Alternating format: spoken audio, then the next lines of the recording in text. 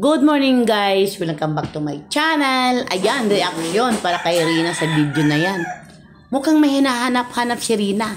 Alam mo kung bakit guys? Hindi si Ido yan Si Mama Roda ang hinahanap yan. Kasi bago sila nagpunta dyan sa birthday ni Carla, sinabihan yan si Rina nga pagdating doon, nako, makipagkaibigan ka doon at makipagmingle ka sa mga kaibigan at sa mga tao. Yan, di ba? Para nga makita nila nga yung lahat na lumalabas kay Rina ang mga sabi, galing talaga kay Rina, hindi galing kay Roda. Hindi tinuruan ni Roda si Rina, guys. At ipangalawa, good news. Last check-up ni Rina. Naku, sabi pa sa doktor, graduate ka na Rina bilang isang pasyente. Ayan, anong ibig sabihin niyan, guys? Magaling na ang Rina natin. Di ba? Naku, happy tayong lahat kay Rina, guys. At ito pa, malapit ng birthday ni Rina, April, di ba? Naku, alam kong pinaghandaan yan sa mga supporter ni Rina at sa mga sponsor. Bongga naman yan. Yan ang hintayin natin, guys. At ito pa, naku, yung si Edo na yan ang nandyan, naku. Sinabihan yan siya dyan na ipalipat siya doon kay Rina, doon siya umupo. Pero si Edo, maraming dahilan. Alam na natin yan, guys, di ba? Move on na tayo. Mahirap na ibalik talagang Edren. At ito pa, guys, Rina dyan. Nako, parang artista. Pinagkaguguluhan sa mga vlogger. Picture dito, picture doon. Ganyan na kasikat si Rina.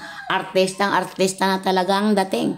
Lalo na pag gumaling na yan at magiging isang vlogger. Isang bigatin na vlogger yan si Rina.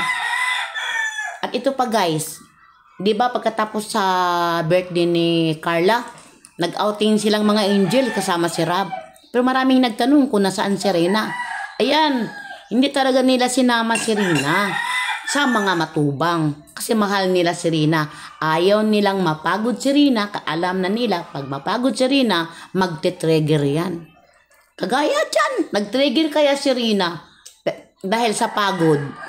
Kini artista kasi, pero kaya na niyang pinaglabanan. Siguro nakita niyo yung video nga na nag-trigger si Rina, di ba? Umupo lang siya at pinapahinga. At kaya niyang nilabanan ang nararamdaman niya. Ganyan na kagaling atong Rina. At tayong mga supporters, ituloy lang natin nga ipataas ang views na Rina.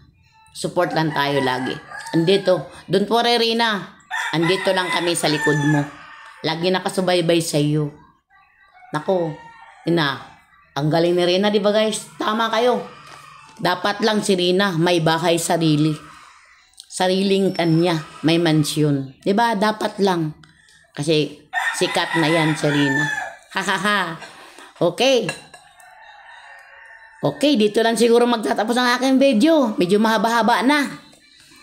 Thank you for watching. And don't forget to subscribe my channel and follow my page.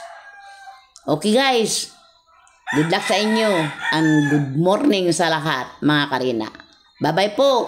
To God be the glory. Bye-bye guys.